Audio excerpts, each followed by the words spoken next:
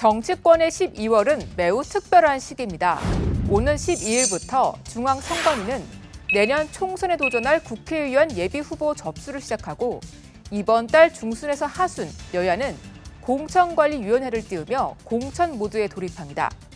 이를 위해 여야는 후보자의 적격성을 가릴 공천 규칙을 준비해왔습니다. 여태까지 논의된 내용을 보면 더욱 엄격해진 도덕성 평가가 눈에 띕니다. 4년 전엔 두드러지 않았던 학교 폭력 논란이 대표적입니다. 지난 봄 배우 송혜교가 주연을 맡았던 학폭 소재 드라마 더 글로리가 인기를 끌며 학폭에 대한 사회적 관심이 커졌는데요. 여기에 정순신 변호사가 아들 학폭 논란으로 국가수사본부장에서 낙마한 사건이 터지며 정치권은 발칵 뒤집혔습니다. 이 자리를 빌려서 다시 한 번 더 사과의 말씀을 드리고 이런 일을 야기한 것에 대해서 국민 여러분들께도 송구한 마음입니다. 죄송합니다. 이후 대통령을 근접 보좌하는 참모진 김승희 전 의전 비서관이 딸의 학폭 논란으로 사퇴하는 일까지 벌어지자 학폭 평가는 더 깐깐해졌습니다. 자녀의 학폭이라든지 또 자녀의 학폭이 일어난 경우 부당한 영향력을 행사했다든지 이런 것을 저희가 사회적인 물의를 일으켰다는 그런 범죄 보고 학폭은 진영 논리를 떠나 국민적 공분이 큰 사안입니다. 이 때문에 여야 모두 이 문제를 22대 총선 후보 부적격 평가의 중요 잣대로 내세우는 모습입니다.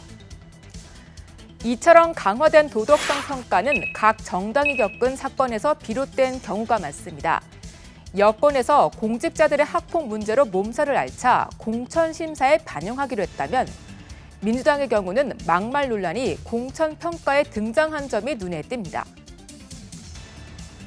최강욱 전 의원의 여성 비하 발언, 강경파 의원들의 막말 논란이 계기가 된 겁니다. 당 지도부는 일반적인 징계 절차를 건너뛰고 최 전 의원에게 당원 자격 정지 6개월의 비상 징계를 내리며 사퇴 수습에 나섰습니다. 이 당내 막말과 설화 그리고 부적절한 언행에 대해서 엄정한 대처 및 경각심을 환기할 필요가 있다. 이번 사건을 놓고 당내에서 막말 이력을 공천 평가에 엄격하게 반영해야 한다. 반대로 막말 논란을 공천까지 반영하기에는 모호한 측면이 있다는 격론이 벌어졌는데요. 지도부는 고심 끝에 이를 공천 항목에 반영하기로 했습니다. 국민 눈높이에 맞지 않는 막말과 설화, 부적절한 언행에 대해 검증 단계부터 엄격하게 검증하고 이를 공천 심사에 반영할 것입니다. 여당에서도 이번 사례를 참고해 막말과 설화 논란은 도덕성 평가에 엄격하게 적용하기로 했습니다. 4년 전엔 큰 존재감이 없었던 코인 논란이 공천 평가에 들어갈지도 관심사입니다. 김남국 의원의 거액의 코인 보유와 거래 논란이 그 계기가 되었는데요. 공직자 재산 공개 대상에 가상화폐도 들어가게 됐기 때문에 이 항목도 공천 심사에 면밀히 따질 필요성이 생긴 겁니다. 먼저 고심하는 쪽은 민주당입니다. 김남국 의원의 코인 논란으로 제 식구 감싸기란 비판에 홍역을 치러야 했는데요. 김 의원 사건으로 도덕성에 상처를 입은 만큼 이를 상쇄하기 위한 공천 기준을 마련하자는 데 뜻을 모았습니다. 그중에 특별하게 가상자산 같은 게 그동안에 논란이 됐으니까 그런 걸 보겠다는 겁니다. 다만 가상화폐를 거래하는 것 자체가 문제는 아닌 만큼 가상화폐와 관련한 부적절성 세부 기준이 어떻게 마련될지가 관건이 될 전망입니다.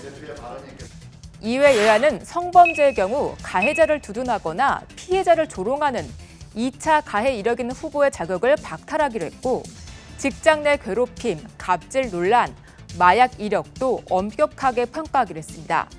이처럼 공천률은 그 시대의 감수성, 사회 변화상을 반영하기 마련입니다. 국민들의 공직자에게 요구하는 잣대는 엄격해지고 정치권에 대한 불신은 커져가는 현실입니다. 정치권에는 이러한 국민들의 기대에 근접할 후보들을 얼마나 선보일 수 있을까요? 앞으로 여야가 확정한 공천률 한번 기대해 봐야 되겠습니다. 지금까지 여의도 풍영기였습니다.